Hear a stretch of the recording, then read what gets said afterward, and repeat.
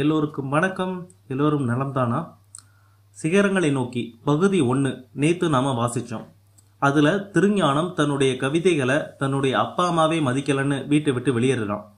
திருஞானம் சொல்கிற மாதிரி நம்ம எல்லாருமே பணத்துக்காக தான் ஓடிட்டு இருக்கோம்ல, அதனால் நம்ம மனசும் இறுகி போயிடுது. திருஞானம் வாழ்க்கை எப்படி வாழணும்னு நமக்கு சொல்லிக் கொடுக்குறானா, இல்லை அதுதான் அடுத்த பகுதியான்னு நம்ம பார்க்கலாம். அவன் வீட்டை விட்டு வெளியேறும்போது ஒரு லெட்டரும் எழுதி வச்சுட்டு கிளம்புறான். அந்த லெட்டரில் அவன் மலையுச்சியில் இருக்கிற ஒரு கிராமத்துக்கு போகிறதா சொல்லியிருந்தான். சரி, இன்னைக்கு சிகரங்களை நோக்கி புத்தகத்தோட பகுதி 2 வாசிக்கலாம் வாங்க. அவன் அந்த பேருந்தின் ஜன்னல் கம்பியில் தலை சாய்த்திருந்தான். மயில் தோகையின் நடுப்பக்கம், தாமரை பூவின் உட்பக்கம், பேருந்தின் ஜன்னலோரம் ரசிக்கத்தக்கவை. ஆனால் உடம்பும் மனசும் விழுந்து கிடந்தன.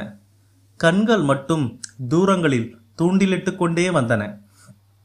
இது யாத்திரையா, நாடு கடத்தலா? நான் பிரஜையா, அகதியா? நான் வெளியேறியது கூண்டை விட்டா, கூட்டை விட்டா? நல்லா இருக்குல்ல? கூண்டு, கூடு. அதாவது கூண்டு அப்படின்னா நாம் ஒரு கிளி கூண்டுன்னு சொல்லுவோம். அதாவது கிளியை ஒரு இடத்துல வச்சு அடைச்சி வைக்கிற இடம். அதுமாரி கூடு அப்படின்னா நான் ஒரு பறவை தனக்கு தானே கட்டிக்கிறா, அதை கூடுன்னு சொல்லுவோம். அதுதான் இதில் மென்ஷன் பண்ணியிருக்காங்க. இன்னும் சிம்பிளாக சொல்லணும்னா, கூண்டு அப்படின்னா வெளியில் வச்சு யாராவது பூட்டு போட்டுறது, அதாவது ஜெயில் மாதிரி. கூடு அப்படின்னா வீட்டுக்குள்ளே இருந்துட்டு பூட்டு பூட்டிக்கிற மாதிரி, அதாவது அது நம்ம வீடு மாதிரி. அதுதான் கூண்டை விட்டா, கூட்டை விட்டா. மறுபடியும் பாருங்க, இது யாத்திரையா, நாடு கடத்தலா? நான் பிரஜையா, அகதியா? நான் வெளியேறியது கூண்டை விட்டா, கூட்டை விட்டா?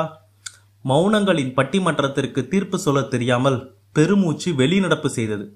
பாருங்களேன், இந்த யாத்திரையா நாடு கடத்தலான்னு கேட்டதெல்லாம் மௌனங்களின் பட்டிமன்றமா? மௌனங்களின் பட்டிமன்றத்திற்கு தீர்ப்பு சொல்ல தெரியாமல் பெருமூச்சு வெளிநடப்பு செய்ததாம்.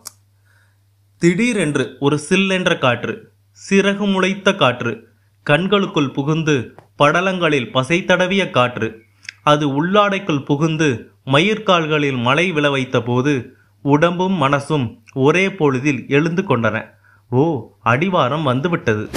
தான் எழுந்து வந்து வரவேற்க முடியாது என்பதால் தான் மலைராணி வாடைக்காற்றின் கையில் பூச்செண்டு கொடுத்து வரவேற்கிறாள். பாருங்களேன், வாடைக்காற்றை பூச்செண்டு கொடுத்து வரவேற்கிறாள். நல்லா இருக்கு.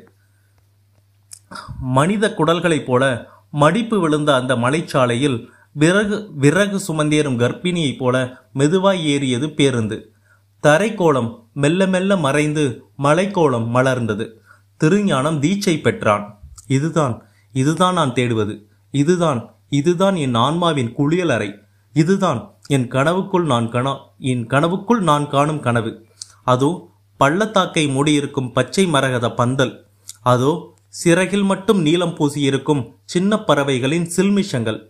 இதோ இரவின் மழைக்குளியலை இன்னும் துவட்டி கொள்ளாத தாவரங்கள்.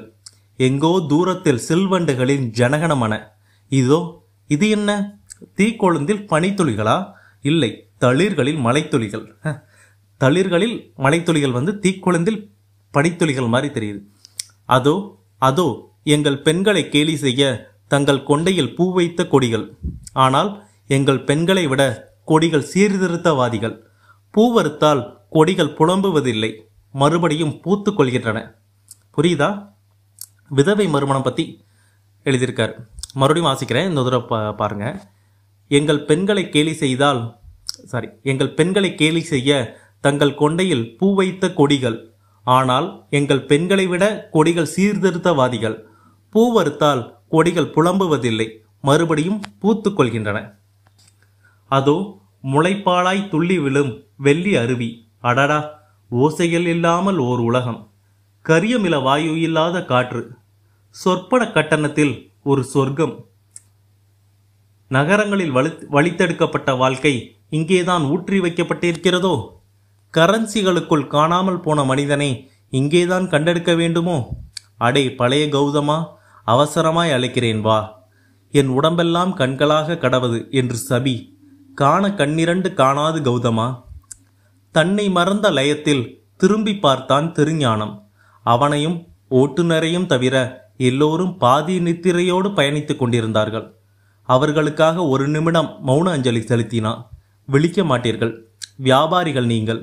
பணம் காய்த்தால் மட்டுமே நீங்கள் மரம் பார்ப்பீர்கள். வைரத்துண்டுகள் விழுந்தால் மட்டுமே நீங்கள் மழை பார்ப்பீர்கள்.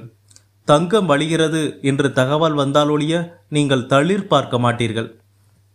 ஈரக்காற்று ஆகாதென்று காதுகளை கட்டி கொண்டவர்களே, இயற்கை ஆகாதென்றா கண்களையும் கட்டி கொண்டீர்கள்? நிமிர மாட்டீர்கள். நீங்கள் நிமிரவே மாட்டீர்கள். வருஷமெல்லாம் வயிற்றையே பார்த்து கொண்டிருப்பதால் உங்கள் தலை கவிழ்ந்தே கிடக்கிறது. ஓ, என்ன இது? பாறை மீது ஒரு பசுமரம். வெடிகுண்டுக்கு பிளக்காத பாறை வேருக்கு பிளந்திருக்கிறதே. நல்லா இருக்குல்ல? பாறை மீது ஒரு பசுமரம், வெடிகொண்டுக்கே பிளக்காத பாறை வேருக்கு பிளந்திருக்கிறதே. நான் யாருக்கு பாராட்டு பத்திரம் வாசிக்க? பாறைக்குள் புகுந்த வேருக்கா, அல்லது வேருக்கு நெகிழ்ந்த பாறைக்கா? நன்றியுள்ள மரம். தனக்கு இடம் கொடுத்த பாறைக்கு குடைப்பிடித்து நிற்கிறதே, நன்றியுள்ள மரம். முளைப்பதற்கு எந்த பாறையிலும் இடம் இருக்கிறது, மனிதனுக்குத்தான் வேர்கள் இல்லை. நல்லா இருக்குல்ல? இன்னொரு தடவை வாசிக்கிறேன். ஓ, என்ன இது? பாறை மீது ஒரு பசுமரம், வெடிகுண்டுக்கு பிளக்காத பாறை வேருக்கு பிளந்திருக்கிறதே. நான் யாருக்கு பாராட்டு பத்திரம் வாசிக்க? பாறைக்குள் புகுந்த வேருக்கா, அல்லது வேருக்கு நெகிழ்ந்த பாறைக்கா? நன்றியுள்ள மரம். தனக்கு இடம் கொடுத்த பாறைக்கு குடைப்பிடித்து நிற்கிறதே, நன்றியுள்ள மரம். முளைப்பதற்கு எந்த பாறையிலும் இடம் இருக்கிறது, மனிதனுக்குத்தான் வேர்கள் இல்லை.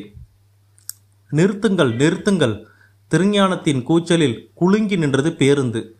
பயணிகள் கனவு கலைந்தார்கள். திருஞானம் தாய்நாடு அடைந்த அகதி மாதிரி தாவி குதித்தான். சாலை ஓரமாய் பாறைகளின் பிளவிலிருந்து குதித்து கொண்டிருந்தது ஒரு குழந்தை அருவி. ஒரு சிறுவன் மிட்டாய் மலையை பார்ப்பது போல் அந்த அருவியை அண்ணாந்து பார்த்தான். உள்ளங்கையில் நீரள்ளி உயிர் நனைத்தான். சட்டென்று அருவிக்கு நெற்றி காட்டி மூக்குத்தண்டில் வலிய விட்டான். செருப்பை உதறிவிட்டு பாதம் நனைத்தான். ஒரு கை நீரை உறிஞ்சி குடித்தான். மறுக்கை நீரை மார்புக்குள் ஊற்றிக் கொண்டான். அந்த சில்லிப்பின் சிலிர்ப்பை தன் அங்கமெல்லாம் பரவ விட்டான். பிறகு திறந்த விழி திறந்தபடியே திரும்ப திரும்ப நீர் அடித்தான். அங்குமிங்கும் ஓடி ஆனந்த கூத்தாடி மீண்டும் பேருந்துக்குள் வந்து அமர்ந்தான். அவனையே மொய்த்த கண்கள் மீது அவன் கண்கள் மொய்த்தன. அவர்கள் நினைத்து கொண்டார்கள், பாவம் மூளையை தொலைத்தவன். அவன் நினைத்து கொண்டான், பாவம் வாழ்க்கையை தொலைத்தவர்கள். மலையூத்துக்கு இங்கேதான் இறங்க வேண்டும். அவன் மட்டுமே இறங்கினான். என்ன ஏகாந்தம்! இது பூமியின் தொடர்ச்சிதானா, இல்லை வேறொரு கிரகமா? இந்த மௌனம்தானா நான் பாட நினைத்த சங்கீதத்தின் முதல் ஸ்வரம்? இந்த பிரதேசம்தானா என் தாய் கட்டி கொடுக்காத தாவர தொட்டில்? என் ஜீவனை இங்கே விட்டுவிட்டு என் தேகம் மட்டும் எப்படி 4 நூற்றாண்டு காற்று குடித்தது? குழந்தை தானே எடுத்துக்கொண்ட கோணல் வகிடாய் ஒற்றையடி பாதை ஒன்று உள்ளே ஓடியது. தோல் பையாய் மாற்றிக்கொண்டு காலணி கலற்றி கையணியாக்கி கொண்டு நடந்தான். புத்தம்புது பூமியின் ஸ்பரிசம் பாதங்களின் வழியே உயிருக்கு பயணமாகியது. நடந்தான். வண்ணத்து பூச்சியின் வாசகசாலையாய் வேலியின் இருமருங்கும் சின்ன சின்ன செம்பூக்கள்.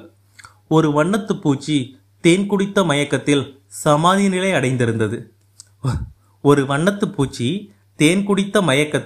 சமாதி நிலை அடைந்திருந்தது. மூச்சை நிறுத்தி முன்னேறினான். தூங்கும் குழந்தைக்கு நகம்பெட்டும் தாயாய் அதன் உறக்கம் களையாமல் ரெக்கை பிடித்தான். எத்தனை வர்ணம் என்று எண்ணினான். பிறகு சில்லென்று பறக்க விட்டு சிறகடித்தான். எனக்கு மட்டும் சிறகிருந்தால் வண்ணத்து பூச்சியோடு ஒரு நாள் வாழ்ந்திருப்பேனே. ஏ ஆடு மேய்க்கும் பையா, ஒரே ஒரு நாள் உன்னோடு என்னை ஆடு மேய்க்க அனுமதிப்பாயா? இல்லை, அந்த செம்மறியாட்டு மந்தையோடு என்னையும் சேர்த்து கொள்வாயா? நானும் ஓர் ஆடுதான், தப்பி வந்த ஆடு, அல்லது தப்பித்து வந்த ஆடு. உன் புல்லாங்குழல் கொடு, வாசித்து காட்டப் போகிறேன்.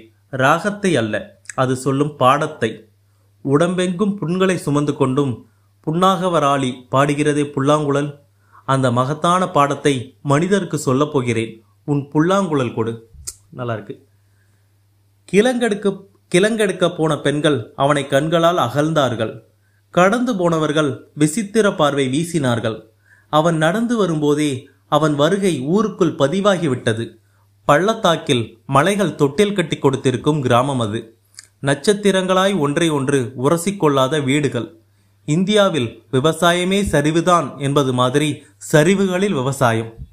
இந்தியாவில் விவசாயமே சரிவுதான் அப்படிங்கிற மாதிரி சரிவு இடத்துல விவசாயம். ஒற்றையடி பாதைகளில் வயிற்றுக்கு வெளியே கர்ப்பம் தரித்திருக்கும் மட்ட குதிரைகள், வயிற்றின் இருபுறமும் பலாக்காய் சுமைகள், அங்கங்கே திரவ பளிங்காய் தெரித்து செல்லும் சில்லோடைகள், காதலியின் தாவணி கன்னத்தில் படுவது மாதிரி மென்மையாய் உரசி போகும் மேகங்கள், முத்தத்தின் ஈரம் போல் துடைக்க விரும்பாத தூறல், விண்ணில் ஏவ மண்ணே தயாரித்திருக்கும் ஏவுகணைகளாய் வான் தடவி நிற்கும் நெடுமரங்கள், மூச்சு வளர்க்கும் மூலிகை பள்ளம். ஓ மலையூத்து மனிதர்களே, நீங்கள் கொடுத்து வைத்தவர்கள். நீங்கள் வசிப்பது இயற்கையின் இமைகளுக்குள் அல்லவா? எந்த வாழ்க்கை தேடி நான் இத்தனை தூரம் ஓடி வந்தேனோ அந்த வாழ்க்கையைத்தானே நீங்கள் அன்றாடம் வாழ்கிறீர்கள். இதோ உங்கள் கூட்டுக்கு இன்னொரு பறவை, இதோ உங்கள் பந்தியில் இன்னொரு இலை. பூட்டி கிடந்த மூங்கில் வீட்டின் ஒட்டடை களைந்தான். குளிர குளிர ஓடையில் குளித்தான். மூங்கில் வீட்டின் முகப்பில் ஒரு நாற்காலி இட்டு பள்ளத்தாக்கில் பார்வை பரப்பினான். போதும், இது போதும். இந்த காற்று, இந்த பூமி, இந்த வானம், இந்த ஊற்று, முகம் காட்டும் மரங்கள், முகம் காட்டாத பறவைகள், இவை போதும். என் பாடல்களை நிரப்ப இந்த பள்ளத்தாக்கு போதும். என் சொப்பனம் சுமக்க இந்த சுமை தாங்கி போதும். நான் சிநேகம் பேச அந்த சிற்றோடை போதும். மனசு ரசித்தது, அப்போது வயிறு பசித்தது. பகுதி 2 அவ்வளவுதான். நல்லா இருந்துச்சுல பகுதி 2. அவன் நினைச்ச மாதிரியே அந்த கிராமத்துக்கு வந்துட்டான். ஆனால் அது கிராமமா சொர்க்கமானே தெரில. அந்த அளவுக்கு அதை திருஞானம்ங்கிற அந்த கதாநாயகனை படைச்சா வைரமுத்து எழுதியிருக்கார். எவ்வளோ அழகாக எழுதியிருக்காரு.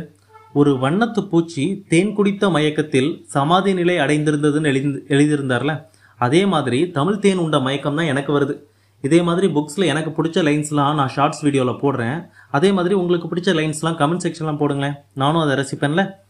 எனக்கு இந்த பதிவில் விதவை மறுமணத்துக்கு ஆதரவாக ஒரு உவமை மாதிரி எழுதியிருந்தார்ல, அது எனக்கு ரொம்பவே பிடிச்சிருந்தது. இருங்க இன்னொரு டைம் வாசிக்கிறேன்.